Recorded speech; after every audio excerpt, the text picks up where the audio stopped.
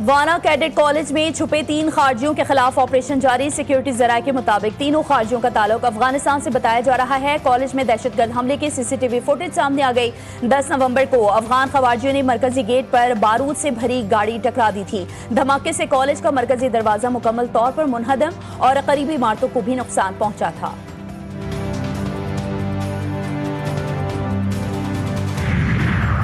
इस्लामाबाद कचहरी में भारतीय स्पॉन्सर्ड फितनल खवारिज का खुदकुश धमाका। 12 अफराद शहीद, पुलिस एहलकारों समेत 27 जख्मी हुए। खुदकुश हमले की सीसीटीवी फुटेज मंजर आम पर आ गई। वजीर दाखिला मोहसिन नकवी का जाए वक़्वा का दौरा। कहा, पहली तरजीह खुदकुश हमला आवर की शनाख्त करना है। खुदकुश हमला आवर कचहरी के अंदर जाने का प्लान कर रहा था। खुदकुश हमलावर ने मौका न मिलने पर पुलिस वैन पर हमला किया।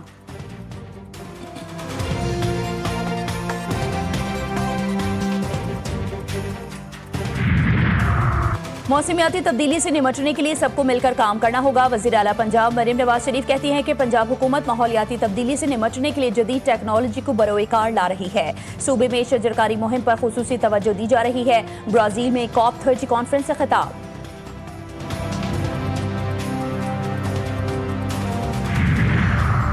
मुस्लिम लीग नून के सेनेटर फान सिद्दीकी की नमाज जनाजा अदा कर दी गई। मरहूम की तदफीन H11 कब्रिस्तान में की जाएगी। फान सिद्दीकी गुज़िश्ता शब अलालत के बायस इंतकाल कर गए थे।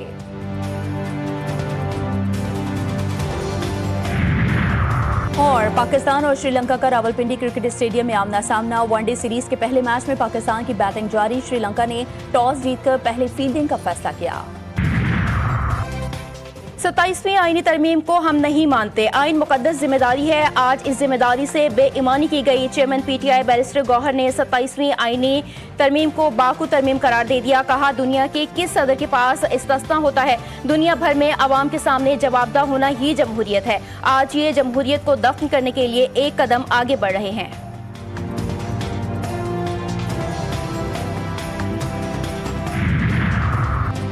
PTI दौर में पार्लियामेंट का इस्तेहकाक मजरूह हुआ। ये जमहूरी अमल को नहीं समझते, उनके सर से गुजर जाता है। शायद उनके स्पीकर पढ़े लिखे नहीं थे। वो हर बिल पर कहते थे पढ़ा हुआ समझा जाए। पीपल्स पार्टी की रहनुमा शाज़िया मरी PTI पर बरस पड़ी। कहती हैं, आपने किस कानून के तहत 3 अप्रैल को असम्बली तहलील की थी? आप न सिर्फ कानून बल्कि पूरे पाकिस्तान को जवाब दे हैं।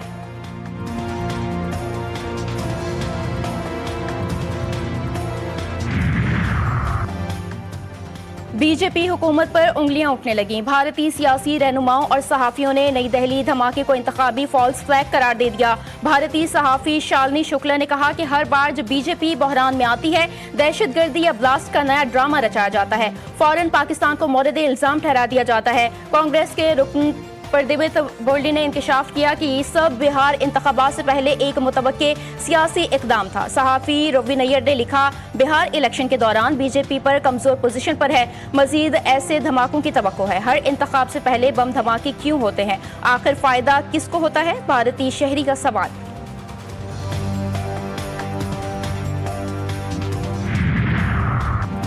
सलामती कौंसिल आलमी अमन इस्तेहकाम की जिम्मेदारी पूरी करने में नाकाम। आलमी इदारे कमजोर होते जा रहे हैं। नायब वज़ीर आज़म इसहाक डार का इस्लामाबाद में मार्गला डायलॉग से खिताब। कहा, दुनिया में मसाइल का हल मुज़ाकरात के जरिए ही मुमकिन है। इंसानियत को आज कई तरह के चैलेंजेस दरपेश हैं। आलमी ताउन के बगैर चैलेंजेस से निपटना मुमकिन नहीं।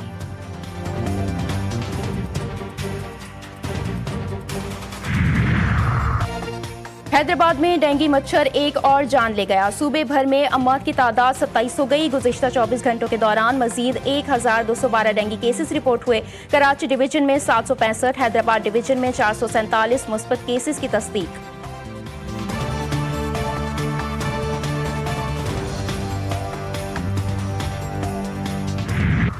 अफगानिस्तान में दहशतगर्द गिरोहों की गैर कानूनी असलहे तक रसाई पड़ोसी ममालिक के लिए बराह रास्त खतरा है।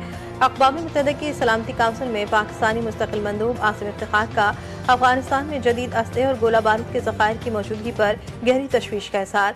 का अफगानिस्तान से दहशतगर्द गिरोह बिला रोक टोक कार्रवाइयाँ कर रहे हैं। आलमी बरादरी दहशतगर्दों को गैर कानूनी असलहा तक रसाई रोकने के लिए इक़दाम करे।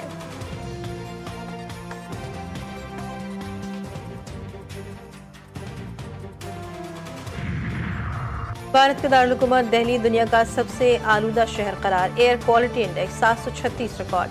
लाहौर आलूदा शहरों की फहरिस्त में दूसरे नंबर पर, एयर क्वालिटी इंडेक्स 463 तक पहुंच गया। ढाका तीसरे और ताशकंद चौथे नंबर पर। आलूदा तरीन शहरों की फहरिस्त में कराची का छठा नंबर। पाकिस्तान के आलूदा तरीन शहरों की फहरिस्त में फैसलाबाद सबसे आगे। Air quality index 663 record.